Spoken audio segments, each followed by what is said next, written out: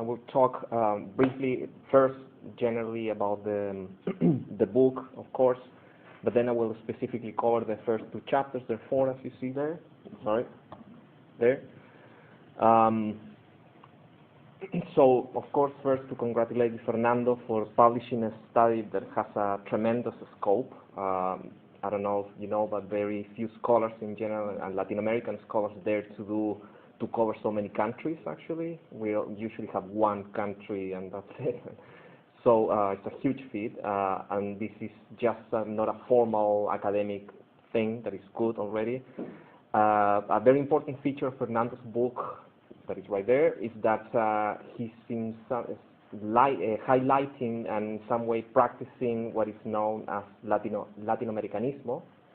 Not just as a translation, Latino-Americanism, meaning this principle, movement, discourse, ideology, if you want, that promotes the idea that there are all these numerous countries of a subcontinent that share not only a language, but a territory, history, culture, colonization, against nationalism, division, conflicts among all these nations that were created by colonial or foreign powers, actually, as any indigenous people in Latin America would tell you. So this Latin Americanism makes Fernando's book very thorough, and at the same time it's a tragic and very tragic account of a very fundamental period in South American history. But also it's a present reminder of the possible ways that Latin America can overcome colonization, extreme inequalities, and these simple, absurd regional conflicts. Although, you might say that they're not so absurd because they're conflicts over resources that can alleviate poverty.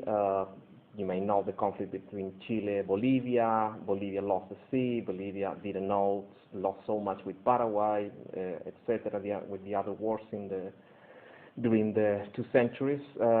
And, well, yeah, in the case of Chile, where there is open racism, for example, against Peruvians or Bolivians. Yeah, and the Colombian migrants in Chile. So Fernando's book very clearly fills gaps in the literature of the dictatorship since the 1960s. It's a very well told historical narrative, a sort of enlightening raconto flashback towards that Plan Condor meeting, the formal meeting, 25th of November 1975. That actually was the same day of Pinochet's 60th birthday, which in that meeting, in the other part of town, 5 South American intelligence services celebrated this meeting that formalized Plan Condor. And actually, in my own research, I investigated that Pinochet's birthday, which was huge, was like almost like Hitler's birthday. Celebrities went to say hello to his house, and actually it was a very meaningful date too, because that was when his personal grip on power was consolidated, when he kind of defeated the Gustavo Lee, the corporatist, but the opposite, in the competition to neoliberalist view within the Chilean government. And at the other side of Santiago, Manuel Contreras, the chief of DINA, the Chilean Gestapo, was formalizing this multilateral anti-communist alliance to transnationalize state terrorism. And Contreras and Pinochet met every day for breakfast, so probably before the birthday told him about this meeting. So very important, the book is good and it presents a mountain of evidence about that something that applies to the present. It's not only the past, not only history. Maybe you have heard about these 2 devils, 2 demons theory, that basically they were the military murderers, yeah, pretty much everyone recognized, and the guerrillas on the other side, and basically that the people were in the middle between these 2 forces that might explain even the violation of human rights, political divisions. I think the book debunk this very consequential discourse, because most, if not all, amnesties in South America that created impunity, they have used this 2 devil theory, basically saying, yeah, we kill people on this side, you kill people on our side, let's forgive each other, something like that. That's how it gets presented. So chapter 3 basically leaves that very clear that when Condor is formalized, and the main four South American guerrillas in this movement called, I think badly called, Junta Coordinadora Revolucionaria, the main excuse of Condor, these groups were obliterated, they were gone, they were non-existent, they didn't have any force. So Fernando's book really proves that for sure. So, and this is also, this is used now. Mauricio Macri, the president of Argentina, used, a month ago to explain the Argentinian dictatorship, the term dirty war. That is a sort of acknowledgement that there was a massacre through the dirty part of the dirty war term, but there was a total misreading still by using the war term, basically imagining that by 1975 there were soldiers at the other side, that the adversaries were all armed. So this book gives a complete debunk of this dirty war term that Mauricio Macri trying to play it as, I'm acknowledge the dictatorship, etc. So very finally about the book is that he says, I'm going to quote here, the violence perpetrated by the South American dictatorships, quote, cannot be attributed to the U.S. government's geopolitical strategies for the continent alone. The regimes, and more importantly, their supporters, share a great deal of responsibility. I think this is very useful and it's very current, a contribution for today's problems in Latin America, continuous problems, that how autonomous the military were, the population were. Not every single problem should be explained through a U.S. intervention, and I think it's a strategic mistake of the left, actually, because it excuses the elites and the middle classes that might support the dictatorship, and which is useful, the book, in this way too. Of course, Fernando gives ample evidence how the U.S. helped with weapons, ideological support, training, especially to the Condor people, and gives a very insightful aspect about Brazil, who was the regional power and who was kind of the U.S.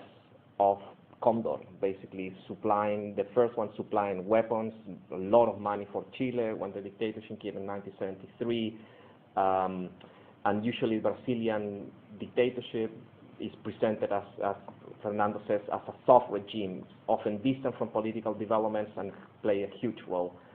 So in sum, the book is a history in the present, and it's a good book. So chapter 1, a little more in detail, but not for so long. The chapter 1 is presenting this very exceptional historical situation that I would call a sort of Latin Americanism from hell, a sort of patria grande in hell, sort of Bolivarian dream in hell, actually, or from hell. That is these military dictatorships all joining together, overcoming many wars, overcoming mistrust, distrust, deep antagonism, paranoia. Usually militaries, especially South American, very paranoid of each other, of neighbors. One more time, history in the present, and I'm aware, and I witnessed in my Chilean PhD, I had Chilean military PhD students that their theses were, for example, about this nightmarish present, and not historical thesis, this present nightmarish scenario for Chile that was called the 3-to-1 scenario, that is the invasion of Chile by Peru, Bolivia, and Argentina, and the thesis was how to defeat all of them at the same time, and one of them, I don't know, for your information, Fernando was the brother of Arancibia Clavel. Yeah, I remember. Yeah. the famous DINA agent in Chile. So it's present time, actually, that this military still, they don't fear China. The Soviet Union, of course, is gone. Cuba, no. Venezuela, no. They fear Argentina, Peru, and Bolivia in the case of Chile. Argentinians probably, I don't know, they fear the Uruguayans or the Brazilians probably, etc.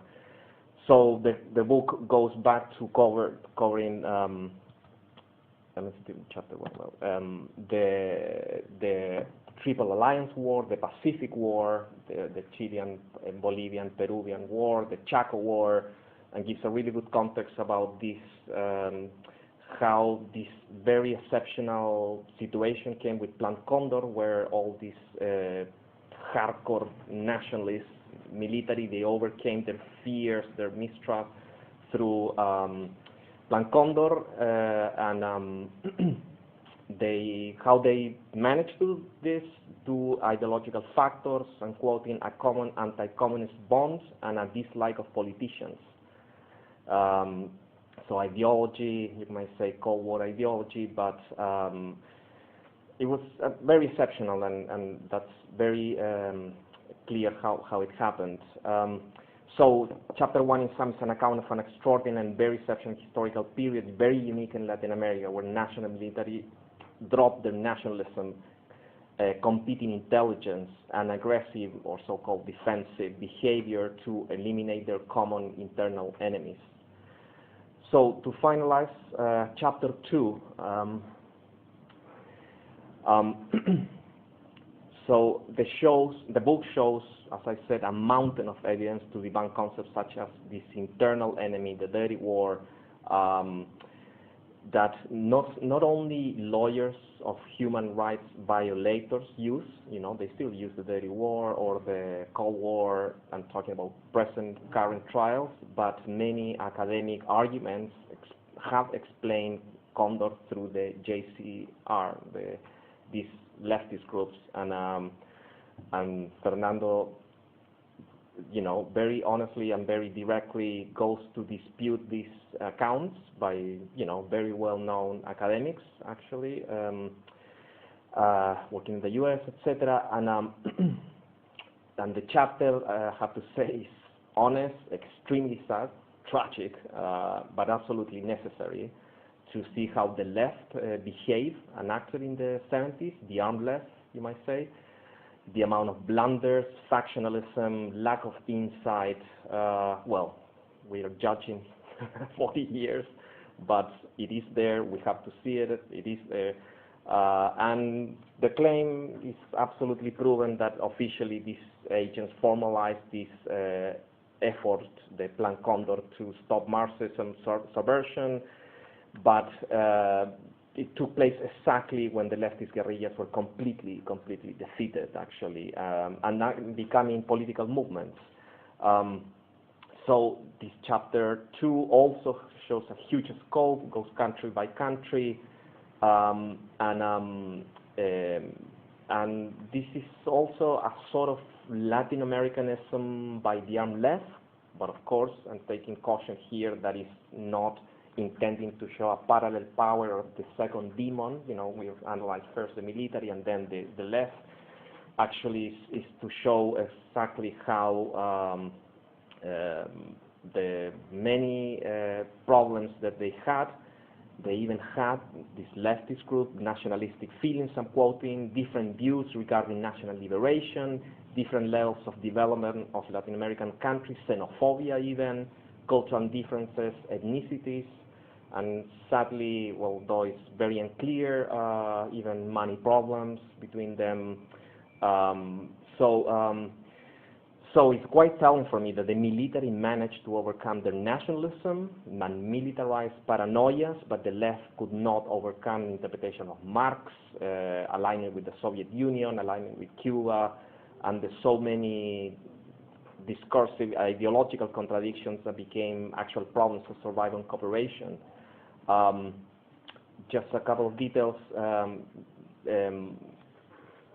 Fernando identifies Miguel Enriquez, the leader of the NIR, as the one that the main ideological and intellectual driving forces, one of them behind the formation of the JCR. And his death by October 5th, 1974, a year earlier than Condor was formalized. And I want to mention that when Allende openly passed, Allende in the September 11 coup openly passed the baton to Enriquez on September 11 coup when he said farewell, he said goodbye to his daughter, Beatriz Allende. She quoted him after when she went to Cuba. She said that Allende told Beatriz, now is the turn of Miguel. The leader that had sort of at the end almost opposed Allende had the chance, and now was his turn to make the revolution, but sadly, but they pay a high cost, actually, of course.